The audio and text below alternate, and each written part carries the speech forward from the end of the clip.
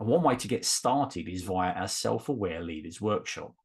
This is a relatively inexpensive way to dip your toes into vertical development, and leadership teams at any level of the organisation will benefit from it. So it could be used as a proof of concept. Each delegate will receive their own individual comprehensive identity compass thinking style report. This is a 38-page report that delves into each of the individual cognitive intentions and providing some information on what each one means, and also describes the level of dynamic intelligence of the questionnaire taker and what that means. Over the course of a morning, we'll conduct one-to-one feedback sessions to each delegate, giving them additional insights into the impact that their thinking style has in them.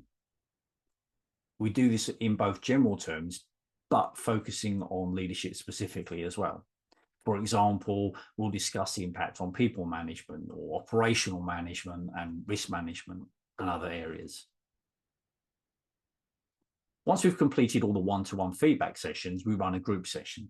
In this session, we feedback on what the aggregate thinking styles of the leaders means in terms of the team, how it might affect their interactions, how it might affect the leadership of their organisation or their part of it.